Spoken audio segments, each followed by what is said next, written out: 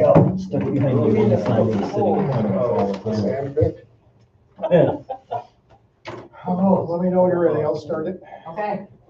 Ready? Recording in progress. Good evening. We're going to call to order the March 10th city council meeting, and I have a roll call vote, please. Gary Miller, Here. Tracy Snyder, Here. Jen Mazias, Here. Tom Nymus, Here. Dave Anderson. Here.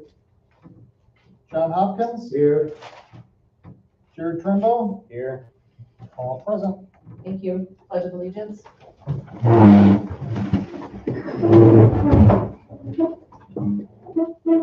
Pledge of allegiance. To the flag of the United States of America and to the republic for which it stands, one nation, under God, indivisible, with liberty and justice for all.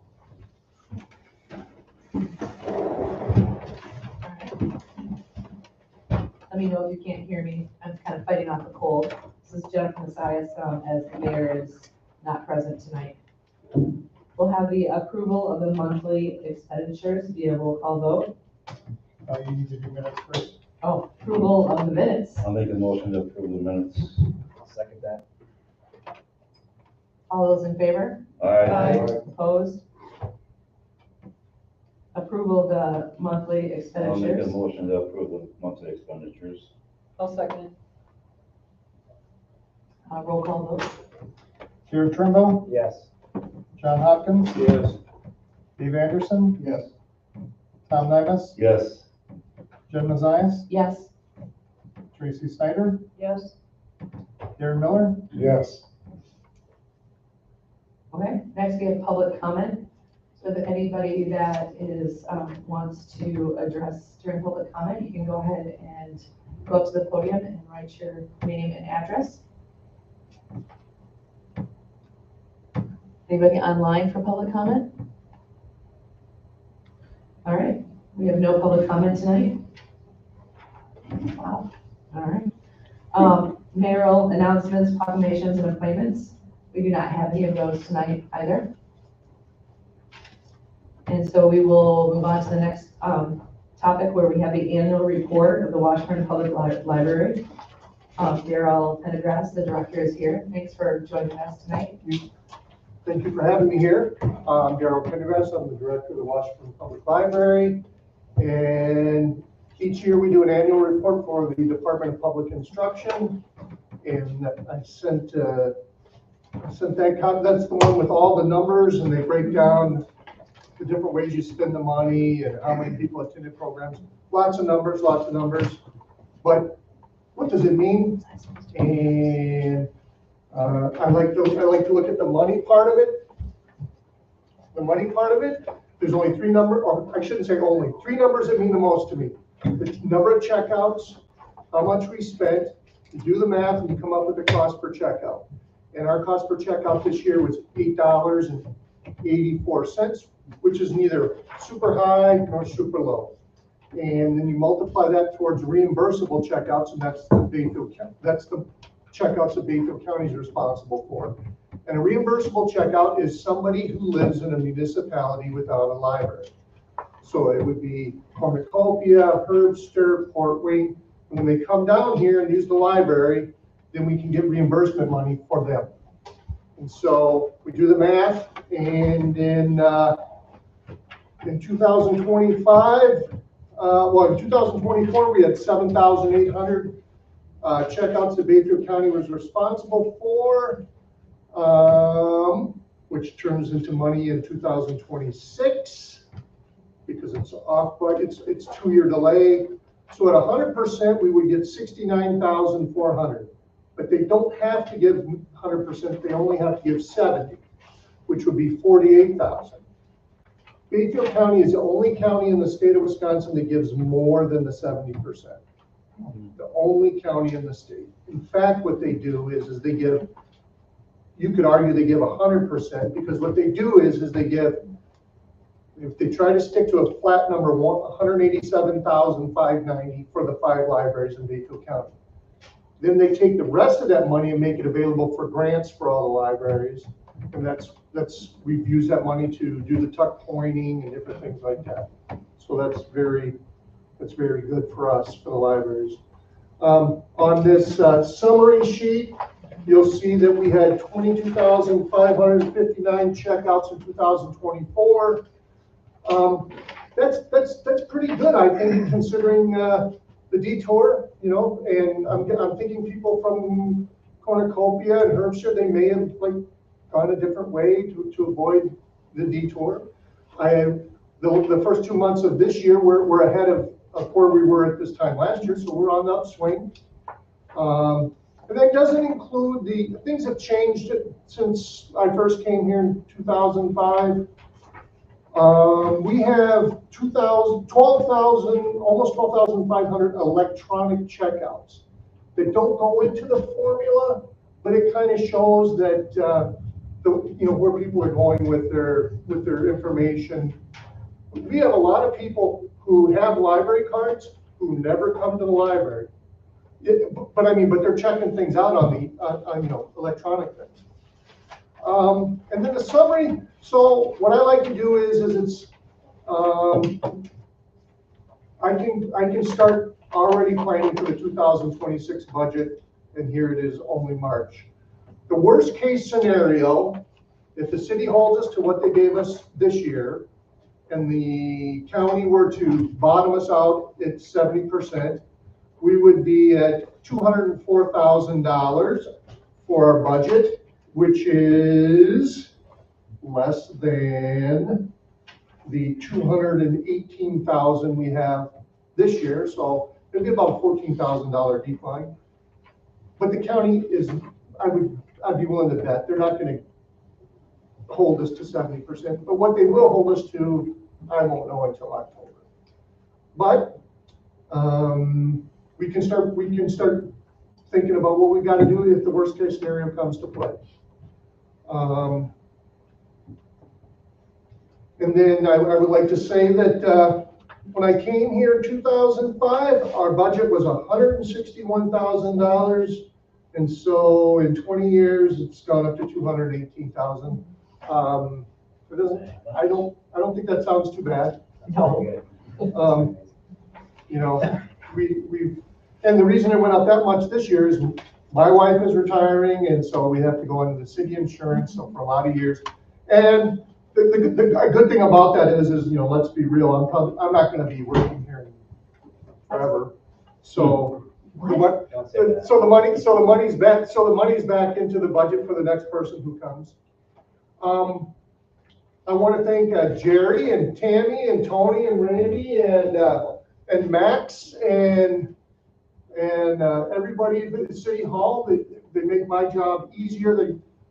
Tammy covers my back, and you guys all cover my back, and I appreciate it. You guys get a hold of me whenever you need to tell me things. Talk to me. It's been, people keep asking me when I'm going to retire. It's not even on my radar, but it's going to catch up with me eventually. We're continuing to work on the ADA access at the building. We're going to get a new door, that side door that everybody fights with to unlock and lock, and it's rusted out. We've got it purchased. We're just waiting for the weather to put it in.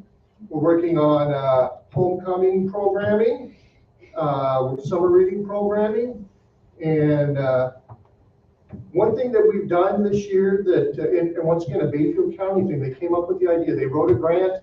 We have an IT guy that comes to the Washburn Library 1 day a week from 10 to 3. His name's Eric Faber. He's from Washburn. He's a younger guy. He can help you with your phone, your laptop, anything that you bring him. He doesn't talk down to you. I think that's a big thing, is like, we know that it's simple, but we don't know it, so we feel foolish asking a question about it. Treats everybody, there are no dumb questions. And so he comes 1 day a week, and then he has laptops and iPads if you want to, he can loan those out too. And that's been super popular. And that's my report. I always say that I don't take any criticisms personally. If you hear something in the library that needs to that somebody's brought to your attention that's not working right or could work different, let me know. We very much run the public library. It's not my library, it's Washburn's library, and whatever Washburn needs or wants that building to be, that's what it should be. We had 38,900 counts on the people counter upstairs. You know, I always say that doesn't keep track of the kid who ran up and down the stairs 10 times in one day. But it just shows you that there's traffic. And then we had 2,252 people use the meeting rooms in the basement. And that's just the people that filled out the meeting room sheets. So the building gets used a lot. And I'm here if you have any questions, and if I can answer them, I will. If not, I'll get the answers and get back to you. I just want to say thank you. You've got an excellent library program. I mean, I know you're not the only person. It is the hub of the Washburn community, I believe, and continue. It's a total team effort. Like you said, I just happen to be the guy that's at the top, but it's so many people put in a lot of time and do things. And whenever people come to me and ask me, like, can we do this? We always approach it with, what do we got to do to make it work? What do we got to do to make this happen for this person? We never go like, no. Thanks. Thank you for saying something. Yeah, I mean, I can speak for everybody that says like how great the library is, and the fact of like how you can keep your costs down, and also it's clean and beautiful and ADA accessible, and the new elevator and everything that you're doing. So, I mean, I think every year when you come here, we are always just sit here in awe, and thank you so much for all your work. Nobody is more amazed by it than me. You only double booked me once this year. Right. Isn't that something? But like that day, like that's how many people were using the building. Like sometimes I'll be downstairs and we have 2 side rooms, the big room and the kitchen area, and they'll all be being used. And it's wonderful how the town cooperates with each other and makes that work too. Well, for example, the Forest Service this year, we had to give up our meeting room to have more people. And so now the Forest Service has their safety meetings at the library because we don't have a space to do our safety meetings anymore. And so, I mean, the fact that people can go and rent a space for free to meet in the community is a really cherished thing, because not everybody can afford a $200, fee for an event and things like that. So we thank you very much for everything you do. Well, thank you for saying so. Any other questions for Thank you. Yeah, thank you. Thanks, Daryl. Mr. Cummings tonight? How many times am I going to drop that pin? Thank you. Okay. We're going to move on to the next agenda topic, but I also just want to make note that I did not read them, but in the front of your binder, there is now a memo section from our administrator. I'm not going to go through them, but it's definitely something that everybody should know in their packet. And it's also online. I'll just say that this is my first go at it. Staff was, she read a memo. Okay, and I've done that in the past for certain boards, typically not. I don't view my role as trying to lead you by any stretch. If I can provide something that is helpful for guidance, that's it. It's meant to be fact-based, not conjecture-based on my part and throwing myself in the middle of anything. That's your jobs and your interpretive elected roles. But having said that, I have also done that for boards at times. They're like, well, we'd like some input, whatever. And, if that is helpful or whatever you want, then we'll try to go in that direction too. So that was the attempt. I sort of broke a couple barriers for myself and I'm still nervous about it, but I appreciate your, just writing it out. And if it takes a little time to tweak it, so be it, no worries. Okay, and it also gives us sometimes a heads up on what's to come. Yeah. So for example, the last bullet on the Hacker Larson property, we know that that's going to be coming to our future agenda. On the Lisa Johnson probably right before that, you probably didn't know that it was coming up, and all of a sudden, I did not. your money that was spent by the city well before I got here, and the attorney stopped in. And I said, at the very least, I'm sure the city council would like its money back. Now, above and beyond that, they might say things like we would take it and keep it if it were for this, but that's for them to decide. And he had said, no, this has all been thoroughly discussed because I don't want to overreach. And I said, this is not my call, Max. You're talking with me. I said, no, they've thoroughly discussed this. This has been going on for quite some time. And I said, well, then they need to get their money back. And anything above that, if there's restitution to be paid, and indeed, if you read through all that stuff and it's in your packet, it will show you that there are possibilities to get more of that back. But you're at least getting back where you were, and it can move forward now because it has been purchased. So. And I think that'll be the question at some point, Randy, like going back and forth between the memo and the correspondence and the difference between them. I think that was a little. Yep. That was a little like, do I go back and read this and the correspondence? And so, maybe at some point we can. So you're saying I should have followed Jerry because Jerry puts this memo on there and then right in front of it and then like, oh, this is how it's, okay, I'm still, No, I mean, I think it's fine the way it is. I'm just saying like, that's why I wanted to note to people to make sure that you go back and look at the memo because there are some that correspond to each topic. Okay, we will move on into the consideration of the resolution 25-002, vacating the unopened area of the South Fifth Avenue West and West Wisconsin Street. Terry Dolan is the petitioner. It's your tab 2. Terry is online. Terry is online. Okay, great. Thank you. We also did receive a letter today. I think everybody got it in their boxes. There were from two. One from Scott Chaplin and the other from Ted Bro and Jana Lindy. So everybody got an opportunity to read those letters. I guess we have a little bit of a time frame that we went through. And so maybe Randy, you can give us kind of a recap of what I would call like reconsideration because there's new information. Do you want to just kind of start off by giving us a little bit of that information? And I don't exactly know where this started or what the question came up as to how and who put it, but my understanding is that, and I believe this is correct, that it may have come from the mayor just asking a question of council. And the question was, well, can this be reconsidered? Because you had the postpone, you had the vote, postpone, and okay, so here we are. The question being, okay, so what has to happen? My understanding of that is that if someone from the opposition, if you will, because I believe this was a 4-3 nay in terms of approval, if someone from the nay camp were to say, oh, I would, in essence, reverse my opinion about that. I would, want to bring that forward, so to speak, for reconsideration. That is the way that it legally, under Wisconsin statute, can occur.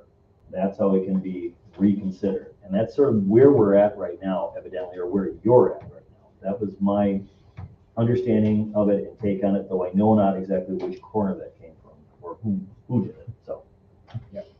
And we just, Tony and I just learned that Max wasn't going to be here this evening, so Okay. Actually have him sitting here for us. Okay. Yeah, the meeting notes are in your packet along with like all the original information that we received on this topic. So there's quite a bit of information that is in your packet, along with the, we did have a public hearing at the last meeting. I would say that was pretty well attended by the community. There was also quite a few letters that were written. And somebody can correct me if I'm wrong, but the majority of them were from the adjacent kind of local land owners that were basically opposed to the vacated alley for numerous reasons. And I guess my question is, I guess I'll just open the floor if anybody has anything that they'd like to talk about, or do we have to do a motion first? Like the public? No, Or just the just the council? council. We need a motion to. I think we need a motion. I think in order for us to have a discussion, we need to have a motion on the floor. Yes. Do I have a motion to move forward with discussion? I'll make the motion to move forward with the discussion. I'll second that. And your motion to move forward, you said? Correct. Okay, so we have a motion to move forward with the vacation of the alley. So I'll open for some discussion. Any discussion on this? I was asked to reconsider this. You talking to your? Sure. I was asked to reconsider this on account of new information. The newest, the most pertinent piece here is that this handshake agreement to fill in the ravine so that they could have that building site never occurred. I wasn't aware of that. That was an option for That them? was what was presented to them in the past, and Okay. that we didn't follow through on that. The city, for different reasons.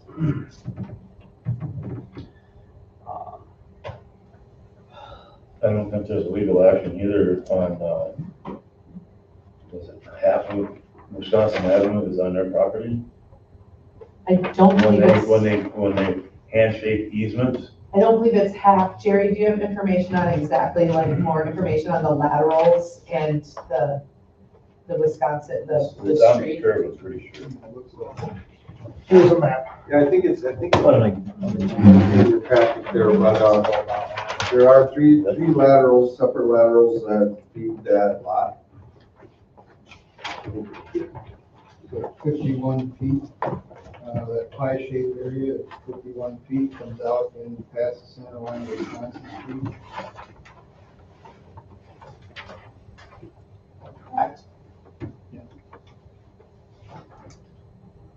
So Jerry, if there was an option to fill that in for a building site, then that doesn't serve, like, what does that, like, we've talked about that before with the landowner.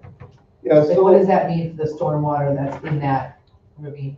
well, we'd have to look into that a little bit. I do know, had a conversation today about that.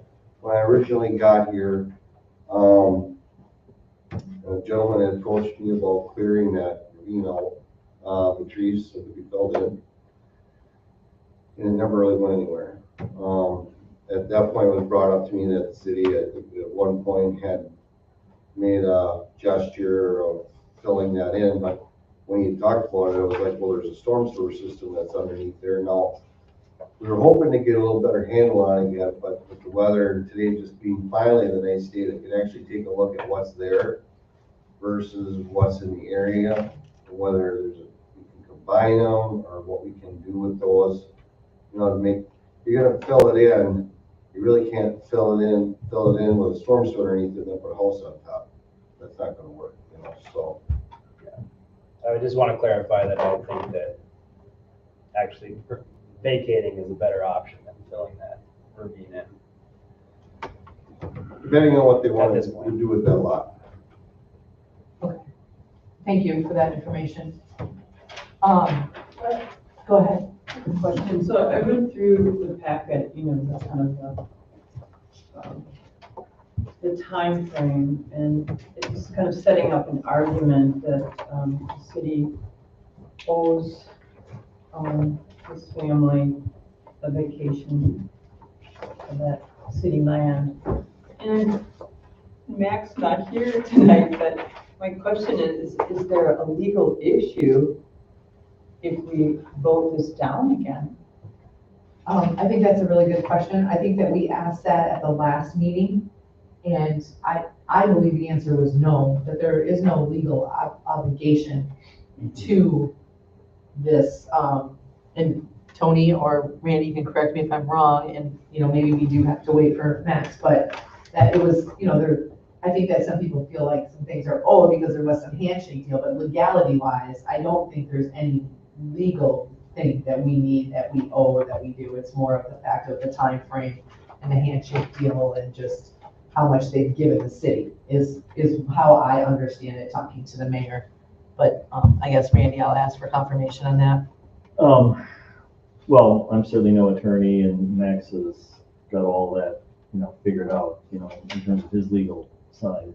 But the thing that comes to my mind, the question is sort of this. I mean, how did the process of putting in laterals, which means you're planning for, people to be there, dwelling, structures, usage, et cetera. You just don't do that for no reason. And if that is indeed the case, and I don't know, and none of us seem to know right here because we weren't there at the time, which is difficult. But somebody had to pay for them, and if someone did pay for them, whether it was the city or maybe it's someone else. If you're starting a development, for instance, the developer pays for those, and they are then gifted to the city, but you have a financial tie there of I paid for something and they're giving it to you, et cetera, or, that part of the main that goes in and then the laterals all yours, however you guys work that out. But it would be curious to understand where that transaction occurred. That was because- in 1987, according to the timeline. Yeah, and That's quite some time ago. Are you finished? Do you have anything else? yeah, no, like I said, I mean, I think it goes to the intent, I guess, but I'm speculating and I'm no attorney, so. Okay, Tracy and I mean, Terry is online, perhaps she knows how those laterals went in and, maybe she can give us a little more specifics on that. sure, we can ask her in 1 second. Do you have anything else here? Oh, yeah, so and I think one of my points that I made the last time when I made the motion to approve it, there's still going to be access down through there, 33-foot wide Correct. section of land that will still be able to be accessed by the public. Correct. It's a Even half, it's correct. vacating half of the alley. Terry, if you're online and if you have any information on back in the day of when the laterals and those different things were built in that area, we would love to hear anything that you have to offer. Yep, can you hear me? Yep, we can hear you just fine, thank you. Okay. I do, I was alive then.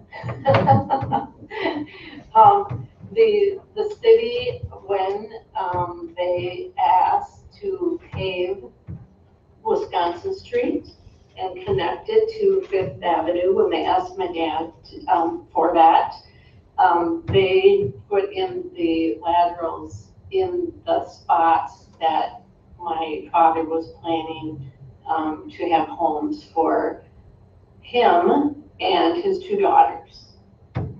Okay, so the city then did that. The city did that at the time the road was paved. Okay, thank you for the information, we appreciate it. Yeah, and then do you mind if I just add one thing? Yeah, go ahead. I do that. Yep, go ahead. Okay, people have been calling it alley. I just want to make sure that everyone knows it's not an alley. It's the unopened portion of Fifth Avenue. It's not an alley. And then just want to reiterate that there will be, 33 feet, which is a significant width, that would go to the city with the vacation, because the city owns the other portion of the land. Great, thank you very much. And then the last thing I want to say, just because it's kind of, bothers me, I just want to make it clear that I do not feel that the city owes me anything. It just, we have, I guess we have an issue that Wisconsin Street is on part of my property without an easement. And we have the culverts in the ravine without an easement as well. So we have an issue, and this was an attempt on, I guess, on my part to, get a little bit more on the east side so that we could have an adequate building spot for my husband and I to start with that side. And if that doesn't happen, we still have the laterals there. We can still build. And I think you've all heard this at other meetings from me, so I apologize, but it just would mean that, it would be a different look of a home that we were planning. I wanted to have a single story as a retirement home. I didn't want to have to build a 2-story home. I didn't want a small and tall, which I think would be probably more offensive to the neighbors. I wanted to have a single level.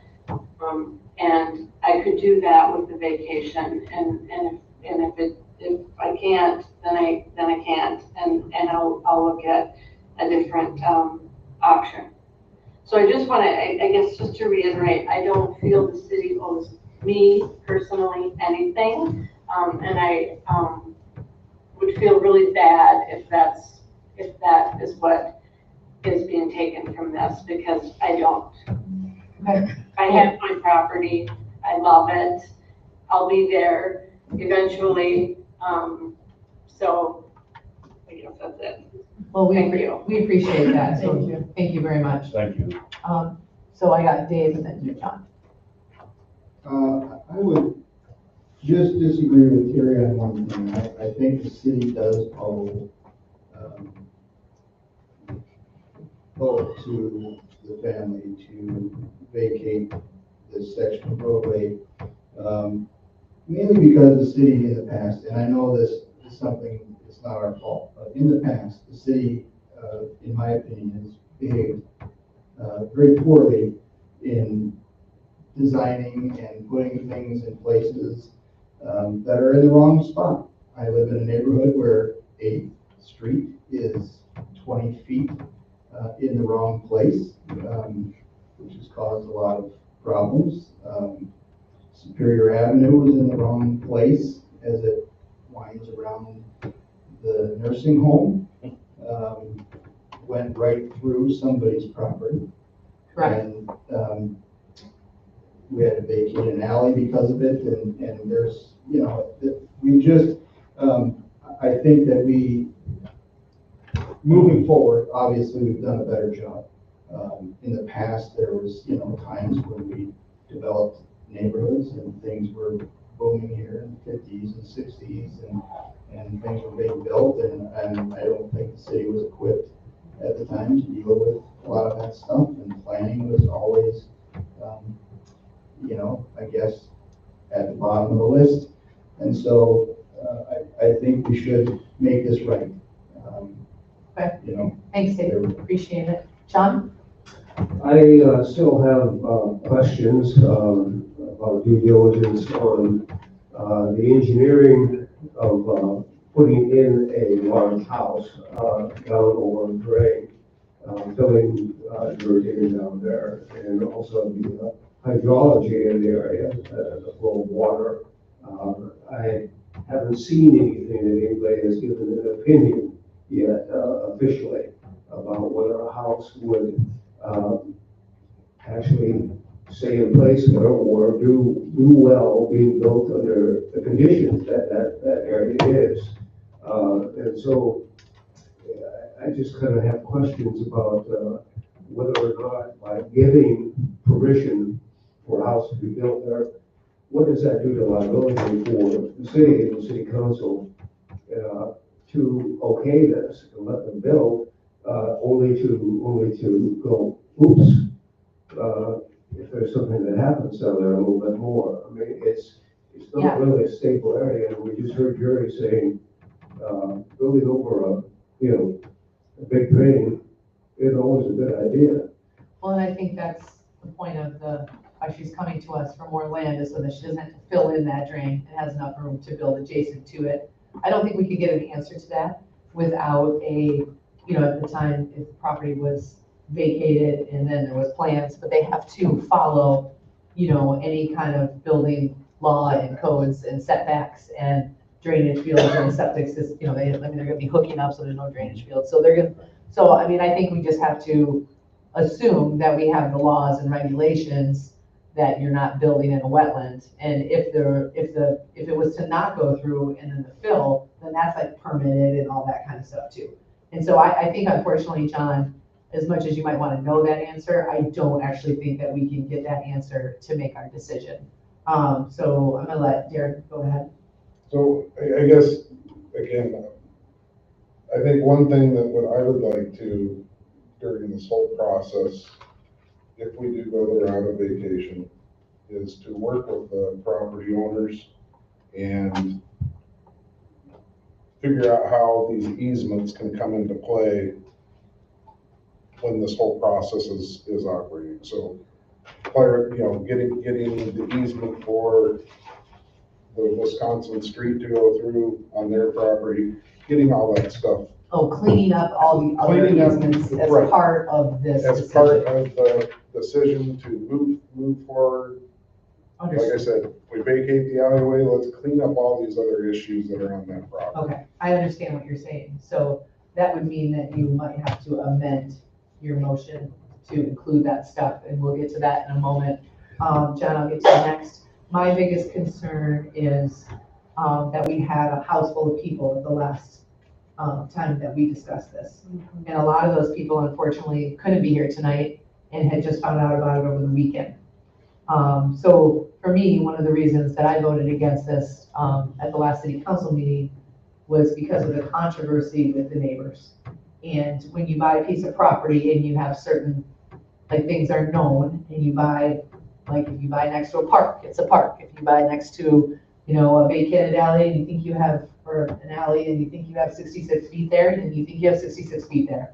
And so I had some empathy and wanted, so I'm a little, for me, my biggest reservation tonight is the fact that we have two letters here, one asking for us, like, that the people who came last time to be able to speak their piece are not able to attend tonight. And that this was, you know, it's tough when somebody thinks that something's done and then all of a sudden it comes back on an agenda. I don't think our public knew that this could actually happen. I think, and I'll be honest, I was the one who let Scott Chip know, because he did reach out to me and I said that it was back on the agenda. And they were very, very surprised. I think that our public has a right to be able to come to public comment, write letters, have a petition, and look at the new information just as we all are. So that is my only concern with us moving forward tonight, and that's all I have to say. I'm gonna let John go and then Tracy, and then we'll probably call the vote. If I am correct in my understanding here, Scott is going to be downhill, basically from a fill that happens in that area. Is that correct? No, Scott's actually, Is he uphill? Is he going, he's not going to be affected and we're not getting? I think everybody actually, to tell you the truth, besides our trail, is uphill. Because Scott is, you know, Petra is across the street uphill. Right. And Scott is adjacent and actually up the hill a little bit. So only downhill of that property that is butted up against our snowmobile and our ATV trail, that's what's downhill, is the lake shore and the trail. Downhill goes down toward the lake, I get that. Yep. And does it go downhill toward the left, toward Scott's place too? No, it's, and Jerry, you can, I think you've walked the land, I've walked the land too. It is upland. It's a hole in ravine. And then that 66, then there's some property there. And then there's another 66 feet, which is pretty much shrub, and it's upland. And Jerry, can you verify that? Because I know that you walked it. I saw your tracks. Yeah, so anyway, so Fifth Avenue continues south through that property there. So that property is, so John, I kind of understand what you're saying. That property is a little bit on the elevated side. Everything in front of them is uphill, everything. The only thing below them is the overflow parking way down on the end, which is really high ground. That ravine that all that water moves through a ductwork, through a water system that actually comes out by our little famous beach. So, and a couple other ravines that are Yes. before that beach. There's several ravines. Yeah, that it so feeds. they kind of combine there. The interesting part of it is when you look at it, what's really interesting is Fifth Avenue comes down. Fifth Avenue is not really dedicated in that area. Like, it's not 66 feet. It's actually opens up, and then the city owns all the land going to the east. To the east, correct. All the way over to Fifth Avenue or Sixth Avenue. So we own the entirety of that property. So it's not 66 feet, and then somebody owns the land right next to it. So it opens up. The roadway was actually never really dedicated there, in a written way, because the rest of that land is is actually just continues on. So there's much more land there that the city owns yet that fronts along, on the north side of the trail and Holman. So that's all city-owned property. Thank you, Jerry. Appreciate the clarification. Tracy? I agree with you that there has not been sufficient time for public comment, particularly by those neighbors.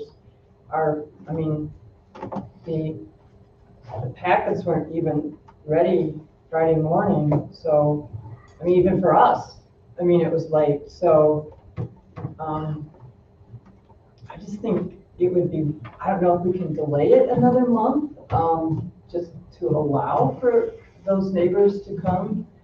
I don't know if that's possible because of how we legally, because we brought this up after it was approved, and I don't know if you. I do believe, because it's an agenda topic, that we do have a motion on the table to move forward. If that was voted down, then we could do a motion to table. I believe so, yeah. What was the specific motion? Motion is just for discussion. Daryl just said for discussion.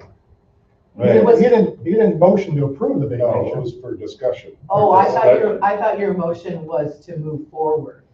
No. Oh, I'm sorry, and I repeated it. Moving forward for the. But you discussion. repeated it, move forward with the vacation. Right, I did. You So did. that's that was my thought. So right now then, we'll just clarify, thank you, Tony, that right now we're just in discussion. So the motion was just for discussion. I didn't know that we actually did motions just for discussion, but maybe we do. Okay.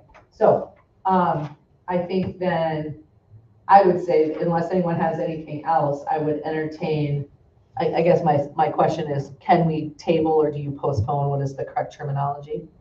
Actually, I would use either of them with the idea that you're waiting until you get all of the information that you want from all of the involved parties so that you can all feel good or better about the inclusiveness of it and the understanding of the land and the topography and the 33-foot versus the triangle of, so you guys get a better handle on it and then make your decision. Okay. I mean, your collegial group, I think that's something you're very So we can capable of. postpone or table, and I believe we have all the information. It's just, for me personally, it's just because we just don't have the public here.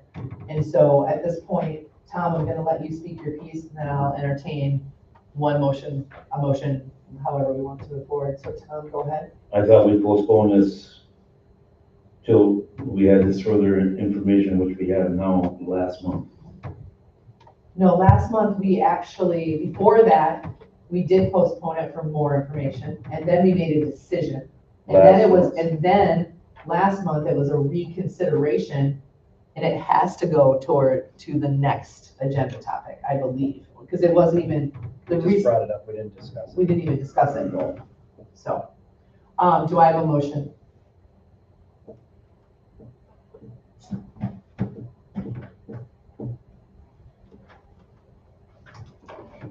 I'll make a motion to postpone the decision until the next council meeting.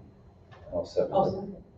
Second by Tom, motion by Dave. All those in favor? Aye. Opposed? Okay. Thank you for the discussion. And I'm assuming the outreach we can do. Anybody that we can find that was like on the speakers list or whatever, And we have all that in the Yeah. packet, then so. we will try to reach out to them specifically because we know if they have a specific interest. And obviously, it's gonna travel fairly quickly, so that's a good thing. Right. Yep. Thank you, appreciate it. Okay. We are moving now into the next topic, which is the Aurora Place Housing Project. Request for rate waiver of seasonal weight restrictions or limits on 8th Avenue. Scenario. That is tab 3. We have Nicole online and as well as Kelly with the county. If there are any questions. I'll make a motion to allow the construction traffic on 8th Avenue with the following conditions listed, 1 through 4. I'll Do second you it. want me to list those? Nope, we got it, 1 through 4. Yep. Motion by Jared, second by Tracy. Any discussion or comments or thoughts on this? It'd be great to get this project moving. but Jerry? also limit our liability. Jerry, comfortable with $40,000 bid bond and the mode of your choice there is, you know, the Yeah, bid bond being the vehicle? Can you get up to the microphone, please?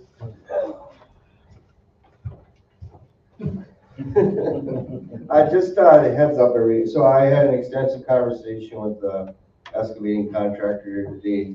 We went over this, and he felt as though, he was in agreement that, with what we outlined, and that he would work with us, monitoring that road and making sure that it was accessible for vehicle or traffic during this construction period.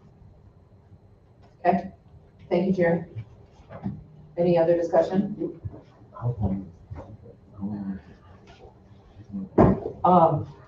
Yeah, do we know how long the project is supposed to take? You can ask Nicole. Nicole's online. Nicole? Hey there. Our project is estimated to take about 10 months of construction, so we anticipate being complete probably in February, March with all buildings next year.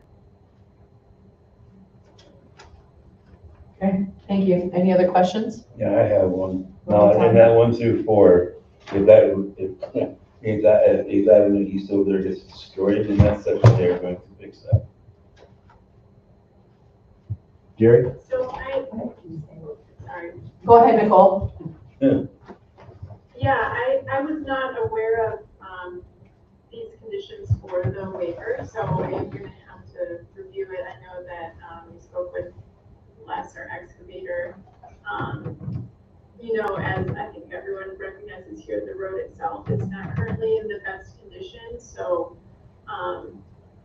you know, I think it would be kind of difficult to document the change in condition and what was due to the work. So I just have to talk to our contractor and determine, you know, if it's worth the couple extra weeks in order to have the waiver to start work and take that on, because we currently don't have in our budget, you know, the funds to completely reconstruct that section of road. So that's something that we need to evaluate. Okay, Yeah, appreciate so- that information. Go ahead, Jerry. Yeah, so with that, we understand that, you know, the road, you know, right now is rated at 5 and it's not in the best. Ideally, talking to us, so everybody understands, and I doubt that that this road's gonna hold up. I think with the amount of volume of traffic on it, what they're doing, there's gonna be some degradation to the road, what that's gonna be, but we do plan on, they have to run some new water and sewer into the road. The intent would be to possibly patch it up, but when we do our next phase, we'll be doing a tie-in up there, and that road will be completely reconstructed. The main concern is just to make sure that cars can get in and out, there'll be potholes, if there's a blowout, we'll have to do something to maintain that. And Les was very, no problem. As far as the bond goes, that bond is just a bond that he can get through his insurance company that says, if something would happen, he went bankrupt, we're not hung with the bill. Doesn't mean they're gonna use it or they're gonna force it upon. That would be if there was just something that happened that the contractor couldn't fulfill, his requirements. So the road is gonna be rebuilt in 2027. Yes, So it's basically a stopgap measure to make sure that it can be used. yes. Nicole, does that help you a little bit with what you can take back? That does, thank you. And Okay. yes, we were planning to patch the area, of course, where we're doing the utility work, but that clarification is very appreciated, thank you. So does the amount of traffic with the new housing units and the type of vehicles that would travel that roadway now differ to what magnitude of numbers of trips daily on the roadway? What is the projection? Because I think you're looking at a long term, right? I mean, and what I'm driving at is, what's the road base gonna be? You know, is it gonna be what's already there? Are we talking about thicker? Are we talking about what type of pavement? How many inches? Are you looking at a standard 3-inch? How much base material? I mean, you got more people, you got more trips, you got more stuff, and this is gonna be our front end of it. That's the municipal responsibility. So those are the questions I, as the administrator, would be interested in sort of gleaning out of that, because you've got a significant project going up there long term. This is not the first set of equipment that's gonna go up there or that public roadway. Thoughts? And it gets a lot of use right now, right? And it used to get even more with the nursing home. I mean, I drive that every morning. You're the one. Well, because there's a women's fitness thing there, there's a doctor's office, there's the nursing home, so, that road is definitely gonna probably get a little bit more use, so I would say that, so do we have the opportunity in 2027 to build it accordingly? That's a great question, and I ask this because I'm the new guy. I've driven up there a number of times just to check it out, the field and the space, and I can see where the city limits go further than that also, to the north and east and west and the farming fields and all that stuff. But those are the questions I come up with because this is the first leg in of the expansion, and at least as far as for me, because I'm new eyes here, as opposed to, the clinic and all that other stuff that, that you go see. But we want to make sure we get it right on the front end because it's not going to get any less traffic. It's just going to get more. In the next phase of development, we'll get more and more and more, keep adding to it. So that's kind of my point. And I haven't done any of those projections, and I don't know that anybody has done it. I just don't want to look too short-sighted for the city's, fact, because the road base goes in once and then it gets smucked up again. Just a heads up. So the 2027 phase, when we do the second half, 8th and Superior up there are projected to be completely reconstructed. So when we shut that portion of the end of the town down, we have it in our 5-year CIP. That third year, which was put out this year, was that section of roadway would be completely rehabbed. Okay, and I don't know, that's good to hear. So can you tell me what that means? Are you talking about a 32-foot wide, back-to-back, curb-to-curb with stormwater drains and the whole thing? What are we talking about? So that's all free draining ditch area. So it's just a matter of pulverizing, finding your weak spots, rebuilding those, and then repaving. So it's really not urbanized, it's upgraded. Yes. It's not. If it's free draining, you're talking about open ditch swales on the sides and no curb and gutter and no, okay, so it's not an upgrade, it is replacing what is currently in Yes, space. replacing the existing Okay. road bed that's there. Yes.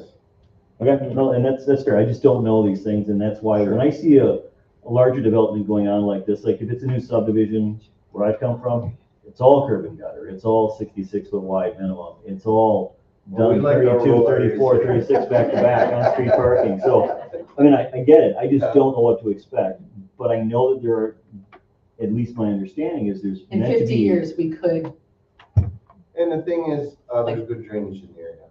Okay, It's not like we have a lot of backup with some ditch Okay. cleaning and some culvert upgrades. That area is, and the state is actually replacing and upsizing some of those culverts downstream right there for us when we right, with the project. And they're doing everything on site for stormwater management for that project because they'll have a pond system or whatever and all that stuff? No? Yes, for the project they do. Okay. That helps me understand, thank you. all right, do we have any more questions? All those in favor of the recommendation to allow the weight limit construction activity with the 4 conditions? Say aye. Aye. Opposed? Okay, passes. All right, the next one is the garbage receptacles funding request. Consideration for the park designated fund expenditure for 12. So this, I can talk about this. We had a Parks Committee meeting and we did pass a motion. We've been struggling a little bit with really the park designated fund. Like each year we wanted to come up with a budget to council, approximately $47,000 each year to use with that parks designated fund. So we've been working with Jerry. We've talked about the pavilions and the different things. And we kind of made a last minute motion because one of the things that we talked about, we wanted to make sure that we weren't going to miss an opportunity to replace those garbage receptacles in the parks that are adjacent to the downtown. And Jerry was at our meeting and he was like, do you know how terrible those garbage cans are in our parks and how much he struggles with them? And so since we were having somebody fabricate them, we were like, we should just match them because they're nice, they're gonna help out. And Jerry was, this came from Jerry. So our committee approved 12. And we we have plenty of funding in the parks designated fund for that improvement. We didn't want to miss the boat. Tracy, I will make a motion go ahead. to approve the $7,000 for the garbage receptacles. Do I have a second? I'll second. Pick somebody. I think it was Tom. Tom was the lowest. All those, any discussion? All right, all those in favor? Aye. Opposed? All right, tab 5, consider bid award of 6th and 8th Avenue pavement replacement project. I'll make a motion to approve Jake's Excavating as the approved contractor. Have a second? So, second. Second was Darren. Any discussion, thoughts? Dave, go ahead. Sorry, Jerry, but I have another question for you. Yeah, school. It's okay. How things go with Jake's? So I will say that, with the project, his workers were very good. I thought the work they did and what we asked of them, they did everything. And in the end, when we, when all the televising got done and, taking a look at everything, we've got one little issue. We presented it with them and they're like, we'll come back and fix it. So, I mean, from that perspective, from a worker's perspective, they're very good to work with. Okay, that was I wanted to know, make sure you wanted to look at that again. Gotcha. Any other discussion? Okay. All those in favor? Aye. Opposed? Okay, I think then tab 6. 6. So this is the correspondence. So I think I'm gonna hand it over to Randy to go through this correspondence, because I don't believe there's any decisions or motions that need to be made. It's just correspondence. So go ahead, Randy. Long and short of it, the mayor approached me and said that there was this funding opportunity for, you could almost call it centralization of grant funding and services, but this innovation grant. The ballpark parameters are that you can receive a grant up to, if you're a municipality under 5,000 people, up to $100,000. And EMS is a topic that was brought up by the county and had approached the city and through the mayor and myself, and I'm okay, well, what do you want to do with this? I mean, it's a grant, it's literally a fact-finding mission, if you will. The state has done a couple of these iterations before. They had a timeline that came down at the end of last month, as a matter of fact, or actually just take that back a couple of weeks ago. And we wanted to get it out, especially because I understand that the earlier you get it in, because there were like 3 or 4 different segments to this, if you get it in and the second segment has already passed by and you're looking at it now in the third, you get prioritization for getting that grant award, let's say. So it really comes at no cost to the municipality or the county. This is something wholly funded through the state. You can look through the application and see what the money is spent for and where it goes. But it's really something that doesn't cost us anything.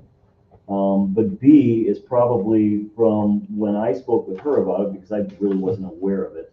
I said, it's probably from the perspective of doing the right thing from a governance perspective, the absolute right thing to do, because, I had the prior week also talked with EMS, and you talk ambulance, you talk staffing, you talk all that stuff, especially in a county of this size geographically, with the lack of bigger population too, that can become a tough challenge. So if there is potentially a way to make that work from a greater sized organization, be that the county or whatever, then we should probably avail ourselves upon that, at least looking at it for $0 to this community, just because we may find ourselves in that situation. And here comes the cash cow saying, do these things, it's an innovation grant, you're putting some time and effort and energy into it, and other than that, you know, could really help you out and potentially be at an entire county level. So that's why we jumped into it and did it. Again, it's a planning grant, nothing more than that. It's not meant to scare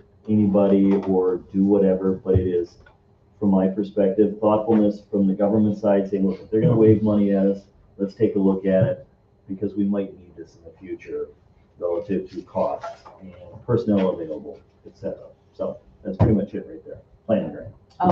Thanks for the explanation. I have a question. Well, I have two things. The first one is,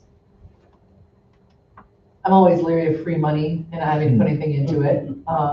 So that's my first thing, is like, it will likely take up staff time. And so let's be clear on that, because I can't imagine it not. And then the other thing is, did we talk to the director and the folks at EMS and if they were supportive of this? The timing was actually really, really tight. So short answer is no. But when I spoke with the mayor, she said, look, it's a planning grant. That's all it is. It's not meant to, at any level, do anything. We don't even know what it might be. It might be nothing. Yeah. And why rock that, to be honest, at this point, because it's literally just a planning grant, something to take a look at, which we kind of figured was a responsibility for us, especially for $0 out of our pockets. Yeah, we've chased money, and I'm always leery of us chasing money, and I guess that's all I have to state on that. Is there any other questions on that? Go ahead, Tracy. I just had a comment. I don't think you're gonna use your current staff. I think you're gonna use that money to hire a consultant to do the professional evaluation of how can we put this system, countywide EMS system together. Yeah, So absolutely it's correct, not but there's current staff. some staff, But yeah, a but- little bit. Yeah, a little bit. I mean, it's that time of like answering questions and going to our EMS and asking them questions. I mean, there's, look, we were right there. He doesn't have time for that. He's out of here. I was just gonna ask him if he had any time. So, I mean, I think it's fine. I just wanted to state the fact, like, I'm always resounding Oh, yeah. when you have a tight turnaround and you apply for something. I'm always cautious of it. That's just me. Be careful of fill in the blank bearing gifts, right? Yeah, yep. Okay. Any other thoughts or comments? I do think it would be good to just look at it. I mean, Yeah. coming forward, I mean, it doesn't hurt to, if we're gonna have some budget shortfalls in the future and need to tighten things up, why not have this in our back pocket? Well, Dave's good. exactly. That's reality of the state of Wisconsin, budgetary politics at the local level. You hit it right on the head right there. And it supports the countywide